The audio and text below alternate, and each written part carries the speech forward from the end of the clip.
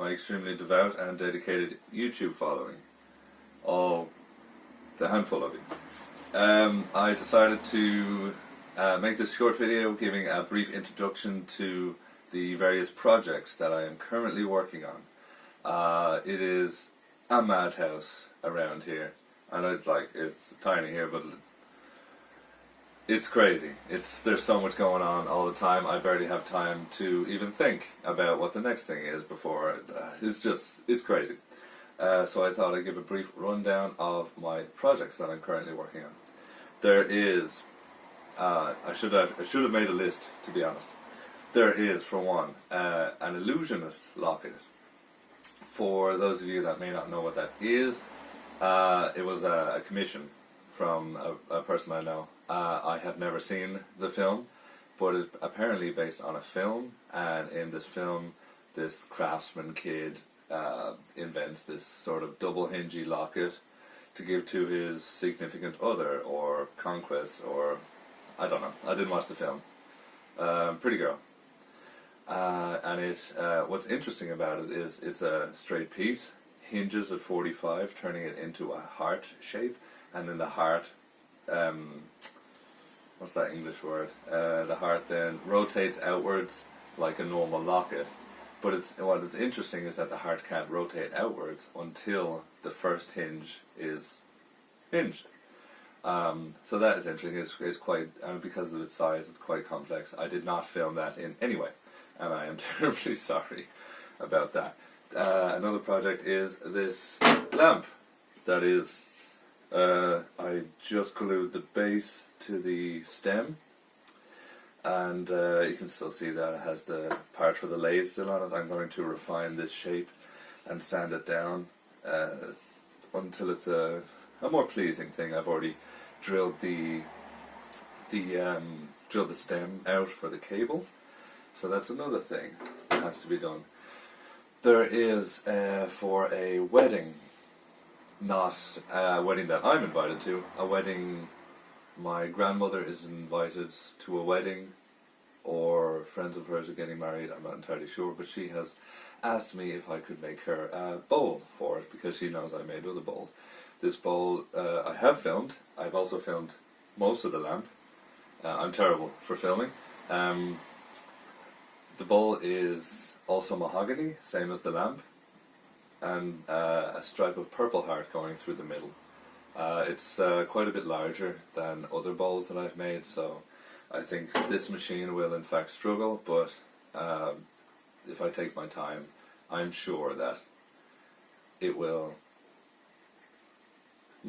it'll work out. And if there's a hilarious fail, then I will almost certainly put it up with hilarious captions and laughy faces. Another project is I am working on a large Japanese style plane. I think the body, or that style of plane, is called a kana.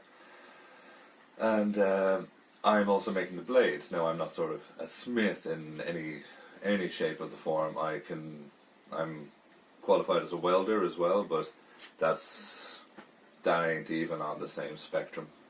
So what I'm doing is I am taking these large files, and I've already tested this steel. It has been tempered, these files, and these are incredibly high quality files. They are sharp. They remove material like nobody's business.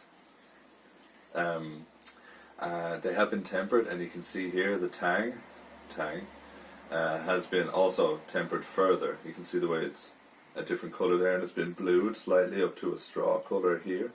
So the tang has been tempered, and I believe because I've cut 90% of the way through this and broken the rest, because I wanted to look at the grain structure of the inside, and it is a really fine, very small grain, and it took to break such a small amount of steel, the amount of times I had to hit it with a hammer and the amount of force I had to put into it, it is incredibly strong. Surprising, very surprising. I was not expecting that sort of resilience at all. So the blade will be that, and the blade will be Japanese style blades are 45 at the very cutting edge. I'm not entirely sure why, but the blades that I have are so, and so I will try and imitate that. So I'll be doing that. But the cutting length or width will be 10 centimeters. So the body is around. It's on my Instagram. I'm not sure if I've linked my Instagram to my YouTube, but I will most certainly get on that. I'm not the most tech savvy of men. But the body is around 13 or 14 centimeters wide, which is really nice. Also, one more thing. If you guys would like me to make a video about, for example, sharpening your tools, taking care of your tools, maintaining your tools, and I'm not just talking about, like, say, for example, plane blades, because I have a plane blade here for my Stanley 5.5, and I'm going to try and attempt to show you this, but it is, where is it? It's close to a mirror finish. I have an 8000 stone. I do not use it because it's of very poor quality. So I stick mostly to my 4000 Ice Bear brand Waterstone. And that is ready to go because I found in a piece of reclaimed timber a nail. Lovely. And chipped the blade, so I had to sharpen it again.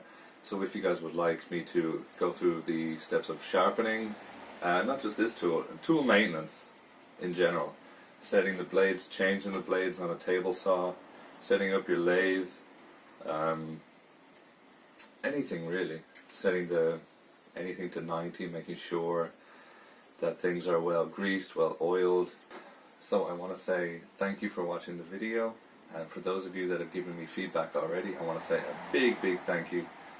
Because I appreciate that so much. I really appreciate that anyone would take time to watch this video, to listen to me talk about the things that I do here, and the projects that I'm trying to work on, the things that I'm trying to learn.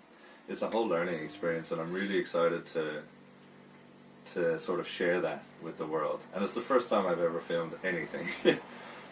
So it's a whole massive learning curve for me, and I want to say thank you for being a part of it, and I will definitely try my best to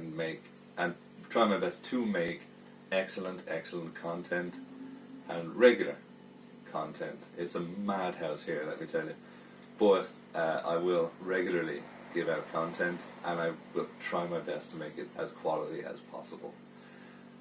Thank you very much for your time.